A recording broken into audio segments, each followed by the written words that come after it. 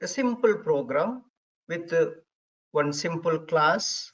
Then class inside, we have seen a simple method. That is a main method we call this. This main method is given by Java. If you want to execute any statement, it should be under this method only. Under this method only. This is one of the member of your class. This is your class name. And this class below, you can write many members. I'll give that structure, but as of now, understand. So this each line is called one statement or one command, we call this. So whatever the command, whatever the statement you are going to write here under main method, only that line will be executed. If I write outside, see if I write here, and it doesn't understand, see that it is throwing error, throwing a compile time error, syntax error on token, system delete this token. So that's why you cannot write outside of the class anything. Outside of the class means, how do you know outside of the class? See that the class starting is this one, curly braces, and end of this curly braces. That's a class ending. After class ending, you should not write any lines of code, any statement you are not allowed to write. Even here also you cannot write after the method. You cannot write here.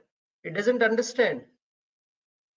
So the statements are written inside the method only. It can be any method. So this is one of the method name, right? This is one of the method name Java is giving to us. This structure is already created by Java. We cannot change this structure. This is the unchangeable portion, this one. That line is unchangeable. You should not change single letter also in this line. Public means public only, it should be there. Why it is public, I'll explain you all these points, right?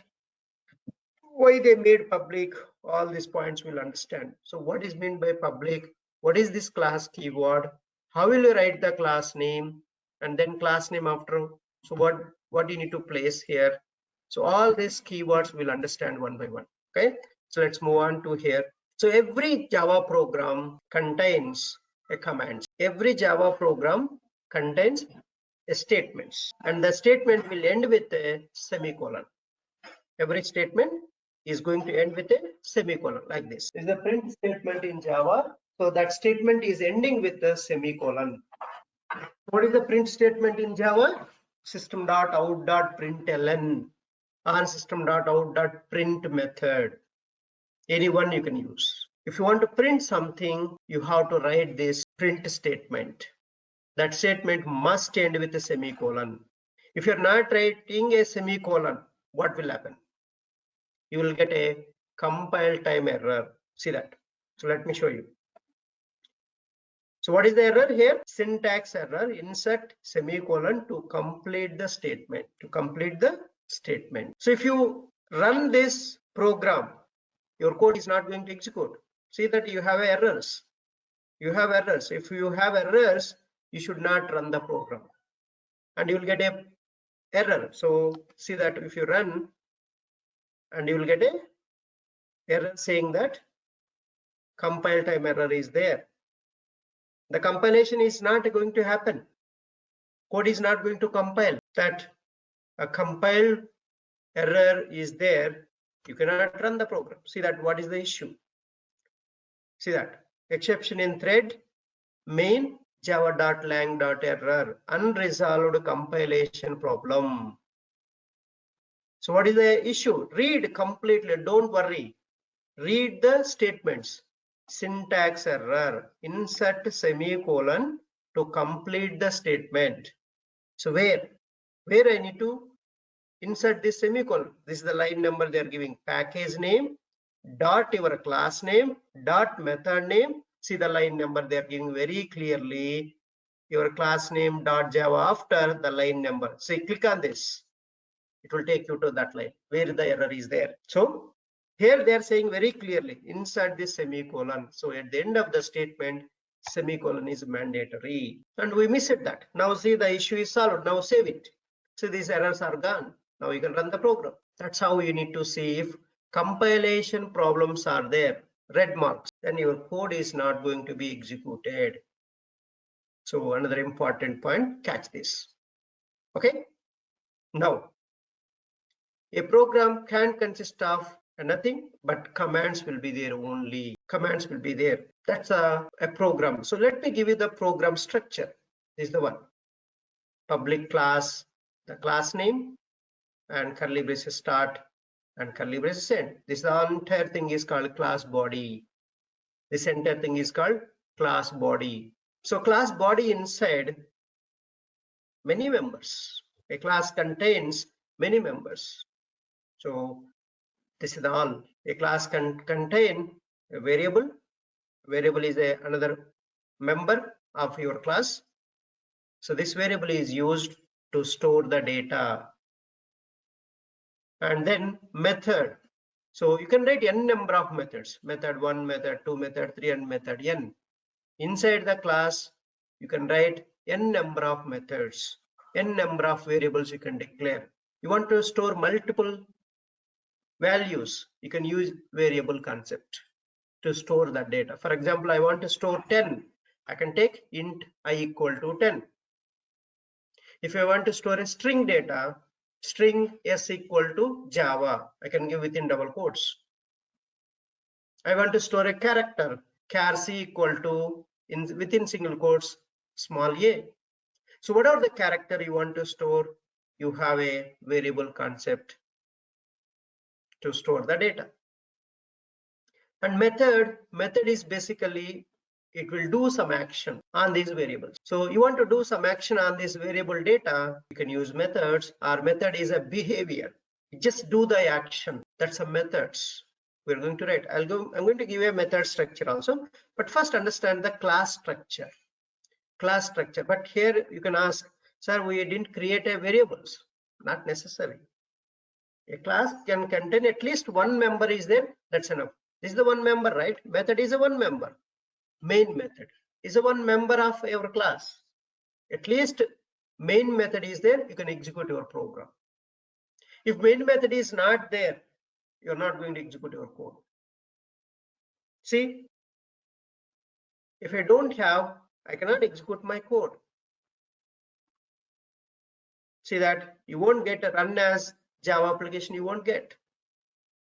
That's a main method is not there, you will get this like this. You won't get option run as Java application. So keep this point in mind. So just include run method, the main method. So that's all about main method. If main method is not there, you cannot execute your program. That's the second point you need to catch. And this is the structure of any class. This is going to be a structure. And still few more members are there. First member is a variable, one member. Second one is a methods. You can write n number of methods, not n number of main methods. Other customized methods you can write. Main method is for executing your code. If you want to execute your code, you need main method. No, I don't want to write my logic in main method. I want to write in my own method. Then you create your own method. That method again you need to call under main to execute that logic. For example, I want to do sum of any two integers. I can write a small method and I can call that method and give whatever the values you want to get it sum. So main method is just execution part will be done in the main method inside. And two more members are there in the class. You can write two more members. One is variable, second one is methods, third one is constructor. A constructor also you can write under a class. And fourth one is a block, static block you can write, or blocks you can write. That's the complete class structure. And see that this is a simple.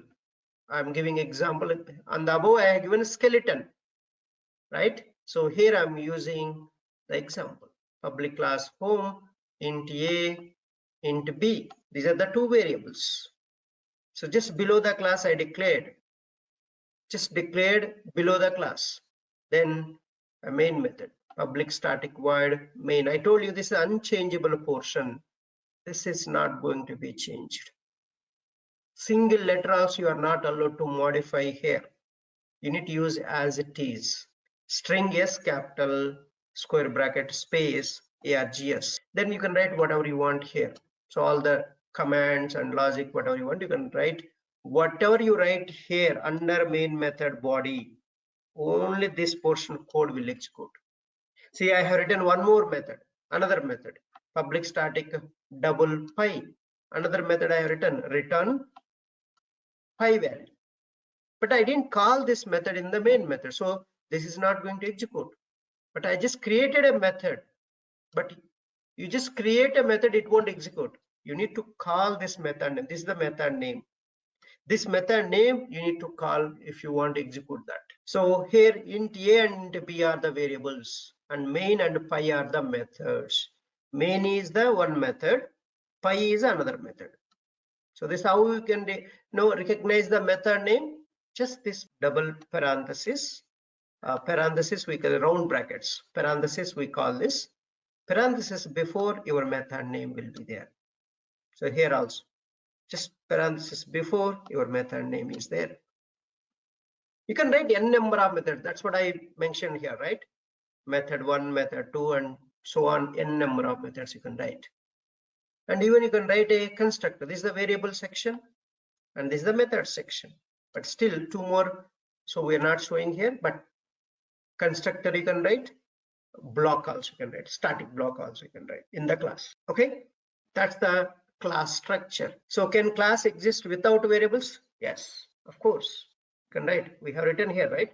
Without variables we have written here. So you can write a class without variables also. Just one member is there, that's enough. Either it is a one method or one variable, or any one member must be there inside the class. Without member, no use of that class, right?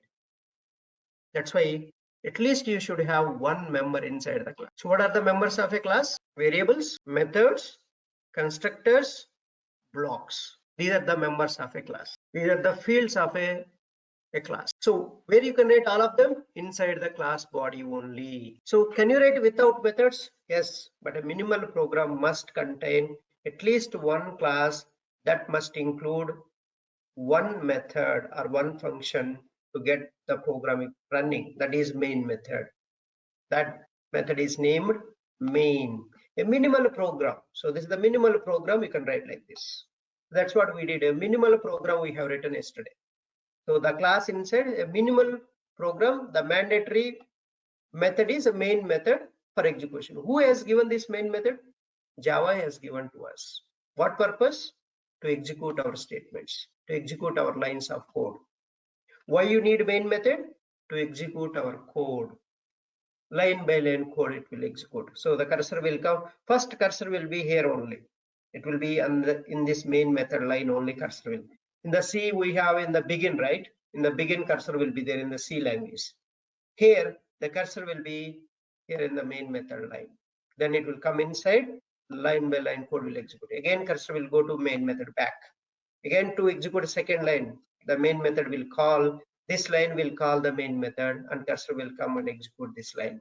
Like that all lines of code one by one will execute. That's a execution order, line by line, whatever you place under main method, only that lines of code will be executed. Okay, then so that's what I told you, right? This is the unchangeable portion, this main method structure.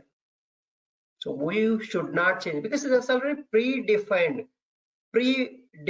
method, already defined by Java. We should not change, and that's why this is the unchangeable portion.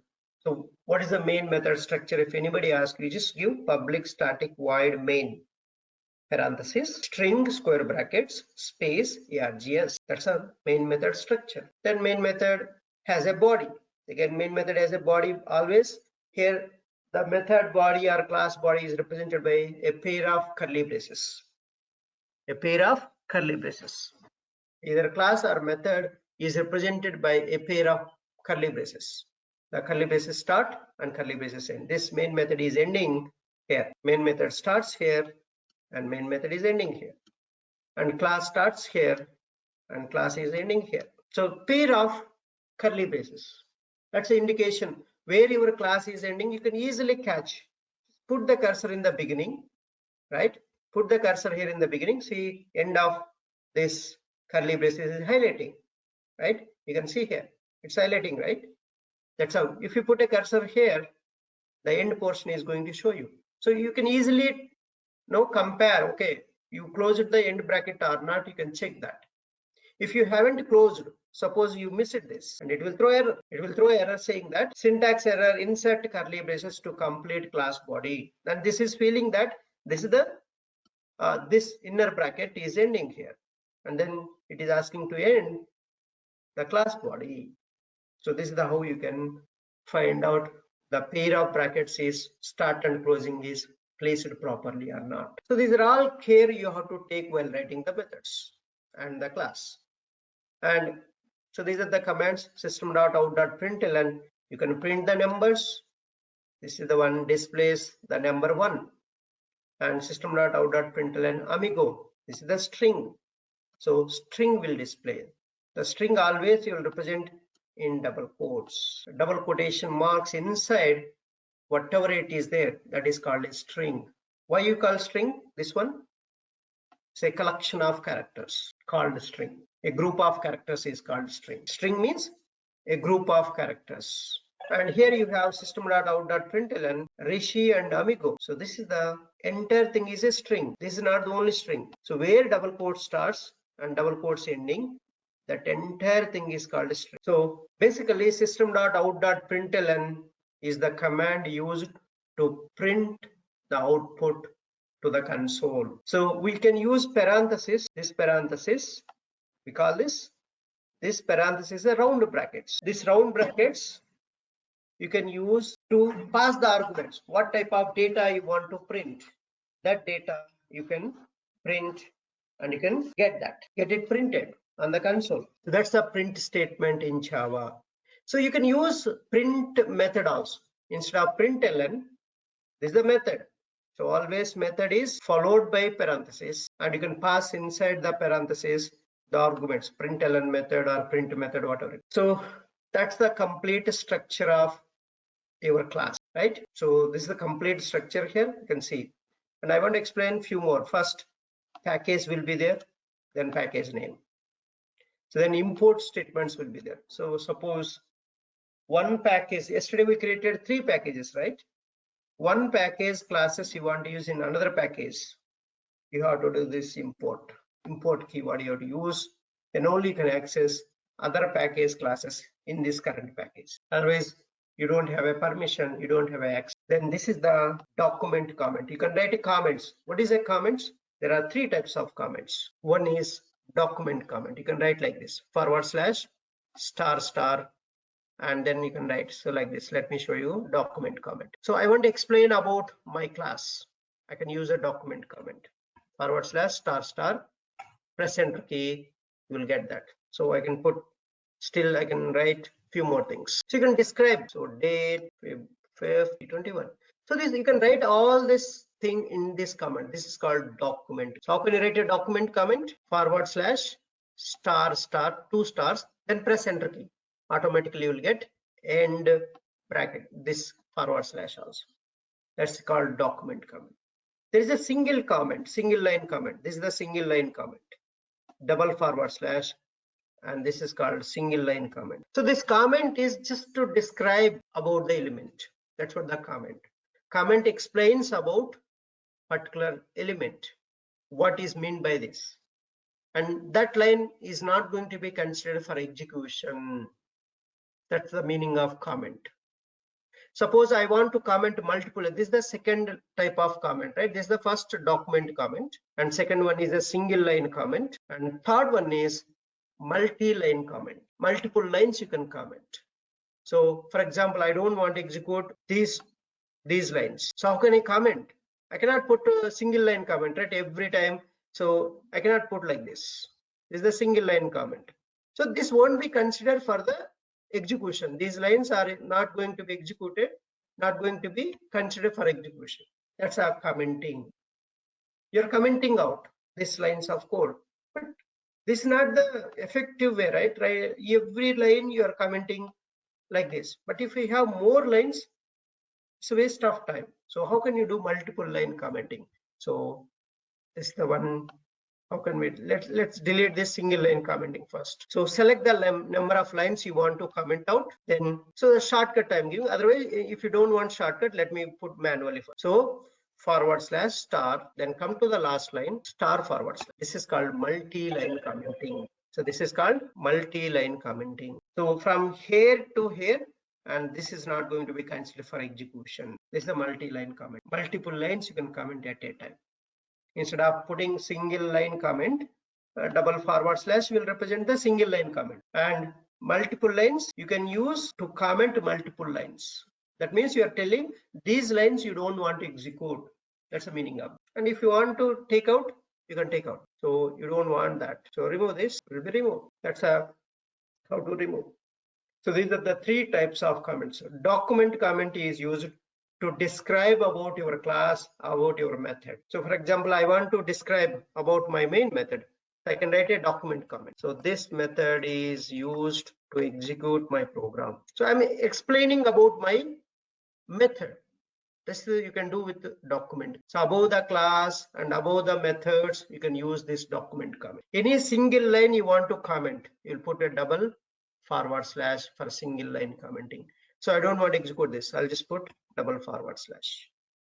So that line only will be considered as a not for execution. So this is a single line, all three types of comments. What are the different types of comments? Document comment, single line comment, multi-line comment. Clear or any doubts here? And then this is the class, public class.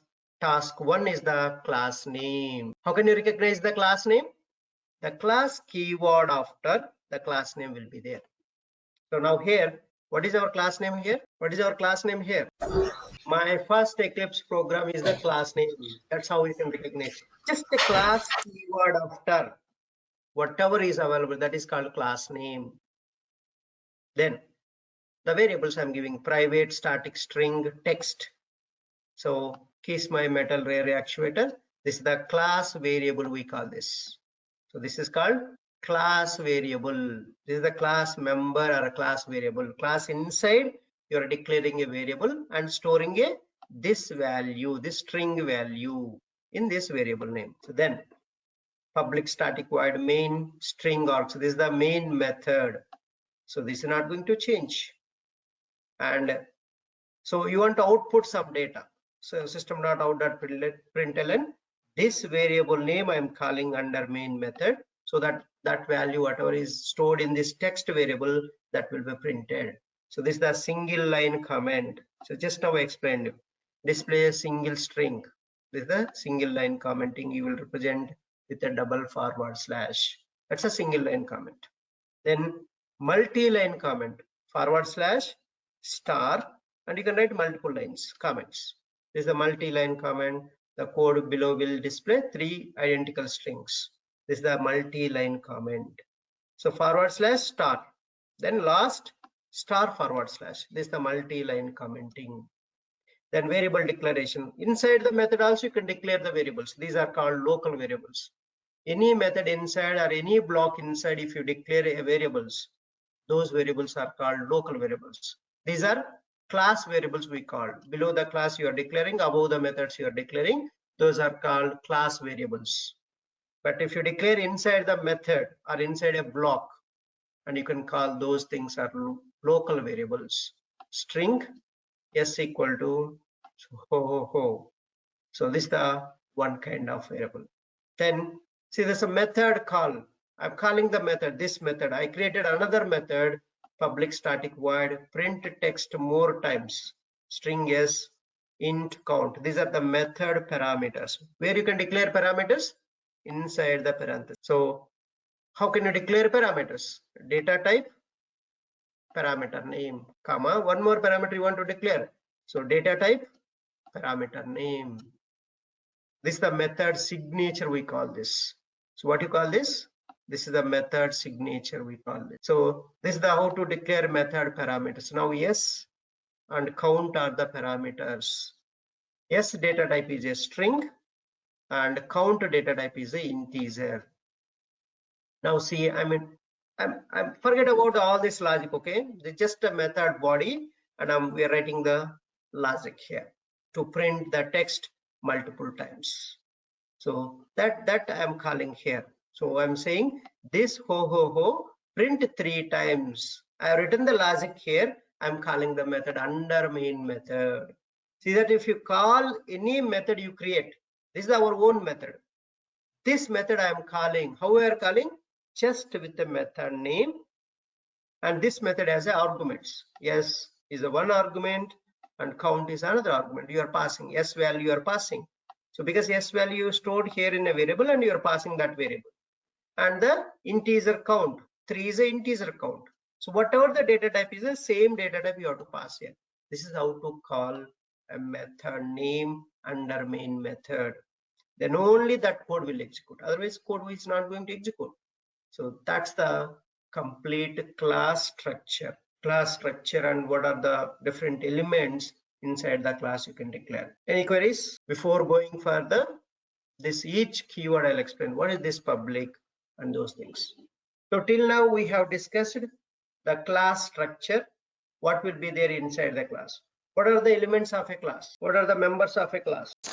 Variables, method, function. Yeah, methods or functions, constructor and blocks. These are the members of a class. How can you recognize the class? With the so how can you recognize the class? Class keyword after class name will be there. What is the Java file extension? .java is the Java file extension. What is the main method structure? Public static void main string with brackets. Main parenthesis. Parenthesis string. Yeah. To understand these terminologies, parenthesis, round brackets is called parenthesis. Method name must be followed by parenthesis. Method name must be followed by parenthesis.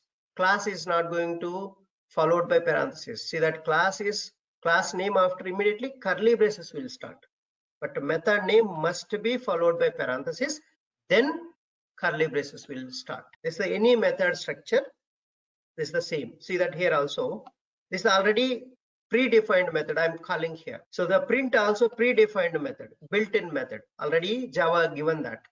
To print your output, you can use print method to this console, the system out. So we'll see all this, what is meant by each keyword. So these are the few questions you should understand. What are the different types of comments? 3 types of comments. Yeah. So these are the 3 types of comments we have, right? Just a recap and where you check. What is a print statement in Java? System.out.println. System.out.println or system.out.print. Anything you can use. So why we need to use main method? To execute the code. To execute the code. If main method is not there, your code is not going to execute. Okay. So now let's understand what is this public and what is this class keyword, what is this static keyword and void. All these keywords we'll understand one by one. So first we need to understand modifiers. So modifiers are reserved keywords that are added to change the meaning of a definition. So it will change the definition, it change the meaning for any entity you are using these modifier keywords, the meaning will change. So modifiers are reserved keywords which change the meaning for an entity when you add these keywords, when you add these reserved keywords. That's the modifiers means. What is a modifiers? Modifiers is a reserved keywords. When you add these keywords to any entity, the meaning will change. That is what modifiers mean. And what are the types of modifiers? What are the different types of modifiers? Modifiers are 2 types. Non-access modifiers, access modifiers. Again, non-access modifiers are categorized into final, static, abstract, volatile, transient, synchronization. These are all the non-access modifier keywords. So we're going to discuss final, static, and abstract. These 3 keywords we'll learn. So in the coming sections one by one. And what about access modifiers? Access modifiers. What is meant by access modifiers? The accessibility scope is decided by these access modifiers, where you can use the class, method, variable, constructor, is going to decide by these access modifier keywords. So I created a class. Where can I use that? Who will give permission? The access modifier keywords will give the permission. So I declared a data. Where can I use that data? Who will give permission? Access modifiers. I created a method. So can I use in the same class and another class, another package class? Is it possible? Who will tell that? The access modifier keyword. And I created a constructor. So where can I use that constructor? This all anywhere permission is given to particular entity or particular class, method, variable, and the members of a class, where you can access, where you cannot access, is going to describe by these access modifier keywords. So what are the different types of access modifiers? We have 4 types of access modifiers. One is public, second one is default or package, third one is private, and fourth one is protected. So again, I'm repeating, what is modifiers? Modifiers are reserved keywords which are used to change the meaning when you add them to class, method, variable, and constructor. It will change the meaning of that class, variable, method, and constructor. These four entities, you remember: class, variable, method, and constructor. These 4 entities. You can apply these things on these 4 entities, these modifiers. Modifiers are 2 types: non-access modifiers. Again, non-access modifiers are final, static, abstract. And access modifiers are 4 types. These are the main 4 keywords are very, very crucial. And one is public, default or package, private, protected. Why you need modifiers? Why you need these access modifiers? The accessibility of class, variable, method, and constructor is decided by these access modifiers. Where you can access, where you cannot access, this class, method, variable, and constructor is going to give a permission for each one of those entities by these 4 keywords. If those keywords are not used, then the permission you won't get. So let's understand, okay, which permission you need to give, which permission you don't want to give for your class, method, variable, and constructor. Let's understand what is meant by public. So the meaning itself tells you public. It can be accessed by everybody, right? Public means everybody can access. That's a public. Public is an access modifier. It will be applied on class, method, variable, and constructor. All 4 entities you can use this public. So that's why we created a public class. Public class, so that I can use this class anywhere in my project, even outside the project also, because of public. That's the power of public. Public has a wider scope. That's what the meaning. And you can use only for the class? No, you can use for the method. See, the main method they use it public. I can create a public variable. So like this, variables I can declare here. This is a public variable. This yes, I can use anywhere. Because how can you tell this you can use anywhere? Because of this access modifier, public access modifier. This yes has a public access modifier. This has a permission. You can use anywhere. And main method, why they made public? Anybody can use the main method in their own class, in their own project. Why? Because of public only that is possible. That's why public is a wider scope you have. And I can create a constructor. This is the variable, right? This is the variable, class variable. You can say class variable. So I'm going to create a constructor. So let me give a constructor. So constructor means I'm creating my constructor with a public access modifier, and class name and constructor name is same. So remember, how can you give a constructor name? Whatever the class name is there, then constructor name. The constructor name is followed by a parenthesis. Already simple statement. This is a default constructor. So no arguments inside the parenthesis. That's why it's a default constructor. So this is the constructor. Say my class can contain a variable, a constructor, a method, all are public, so that you can use all these things anywhere in your project. That's a power of public. So see, it will be accessible everywhere.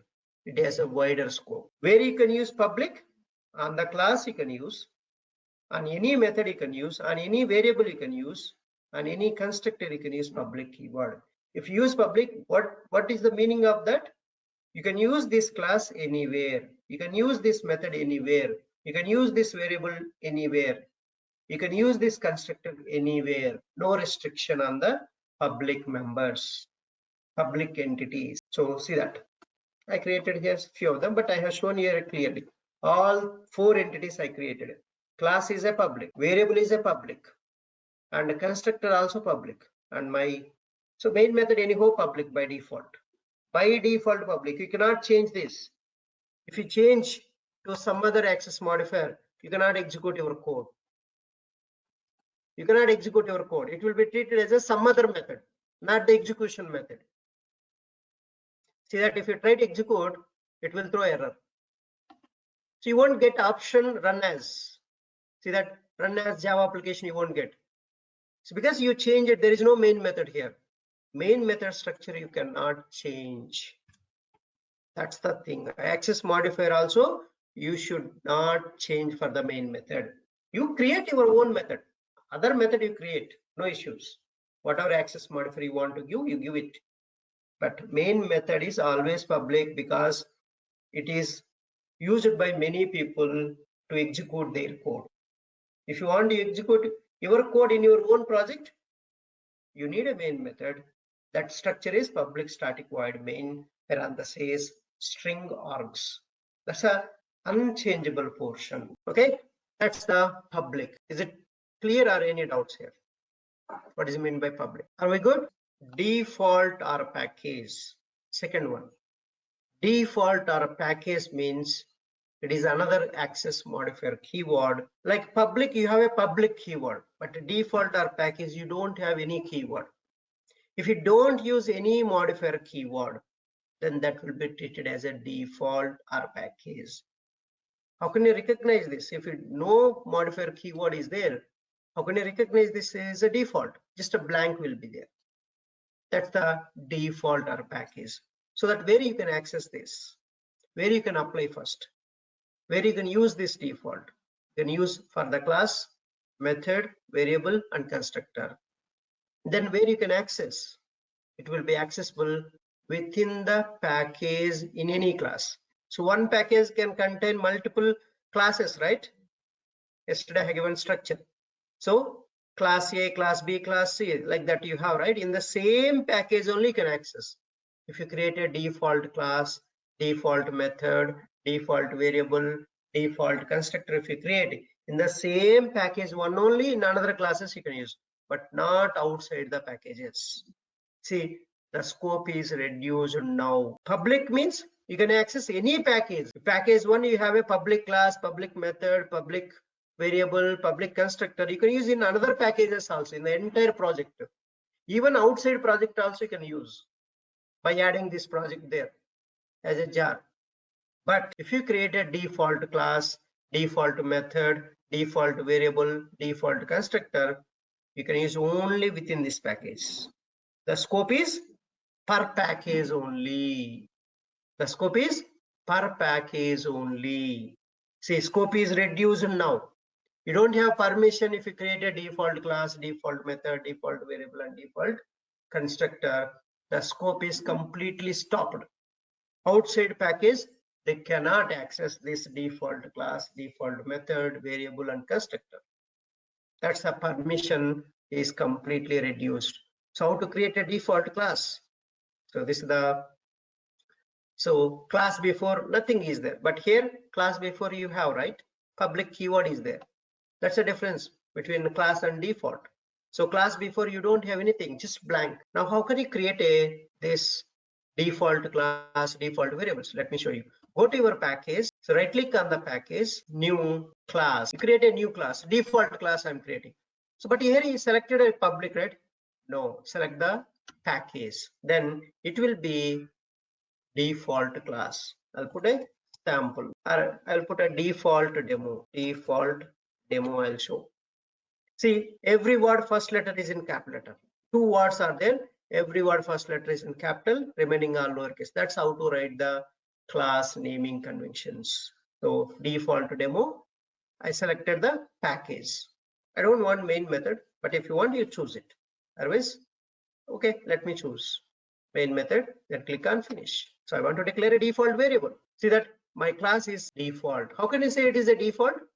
Observe this class and this. So this class keyword before you have a public keyword, but this class before what you have? Just a blank. Class keyword before nothing is there. That's a default. So I'm creating a default variable. The default variable means that's it. Basically, access modifier must be here, but it is not there. So this is the default. This access, the syntax is, the variable syntax is, you can do two types of syntaxes. Variable syntax, access modifier, data type. So variable name equal to val. This is the syntax. See, I followed. Now access modifier, I'm giving a default here, nothing, blank. Then data type, I'm giving integer. The variable name is I and equal to, this is the assignment operator, 10. I'm assigning 10 to this I variable. Now this is the default variable. No access modifier. So we are not using any modifier keyword here. That's why this I contains default access modifier, and it will be accessible in the same package, basic programs package. Only I can use this I value. I cannot use in another package. I cannot use in method programs package. I cannot use in variable type programs package. Why? Because of restriction on the variable, this variable. Why it is a restriction? You use the default access modifier. That's why it has a restriction. And constructor. So default constructor. So default constructor means, how can you create a constructor? The class name and constructor name is same. So no access modifier. Basically, the syntax of constructor is, so this is the syntax. Access modifier, class name, parenthesis, curly braces start, curly braces. This is the syntax of any constructor. The access modifier, I'm not using anything, any modifier keyword, just leaving blank. That is a default access modifier. How can you tell it is a default access modifier? No modifier keyword. You are not using any modifier keyword before your constructor name. So I can say, so this is a default access modifier constructor. So next I want to create a default constructor, default method. So default method, let me create a default method. So syntax I'm giving access modifier. You can create a static method or a non-static method, anything. Just creating a static method, static void method name. So curly braces logic and curly braces end. So my logic is over. I'm just ending my curly braces. So access modifier blank. Then I'm directly starting with the static keyword, next keyword. So access modifier, you should not write anything. That's what default. If you don't use any modifier keyword in place of access modifier, that will be treated as a default or package. So static, then static after void, then test1 method or a test method. I'll just put a test method. Test method after method name is a test and followed by parenthesis, then curly braces and curly. Press enter key after putting the first curly braces. Press enter key, then end curly braces will come out. So I'm writing some statement. So this is a default access modifier static method, right? So that's the logic. Logic means logic, nothing but any one statement, any one line you write under the method. See that? Follow the structure, curly braces, then logic. This is the logic and curly braces ending. See, every method is going to be pair of curly braces, and this method has a pair of curly braces. This is the default class, default variable, default constructor, default method. So I can write a non-static method. So this is the static method. I can write a non-static method with the default access modifier. So you can write a static variable also, but so don't get confused again. And just putting this. So I'll just remove the static keyword. That's the difference between static and non-static methods. Two types of methods we have. One is static, another one is non-static. So default. Just I'll start with the void method one. See, access modifier plus I didn't use any modifier keyword. That's why it is a default access modifier. In the access modifier place, we are not using any modifier keyword, then that will be treated as a default. So this is a default access modifier, non-static, and this is a static method. Why it is you are calling static? How can you say it is a static? How can you say it is a non-static? Static methods has a static keyword. Non-static methods doesn't have a static keyword. That's a very simple. Only we have two types of methods or functions: static method, non-static method. So which method signature line has a static keyword? That is a static method. See, even main method also static method. And I can create a non-static methods also. Without static method, static keyword also I can create a methods.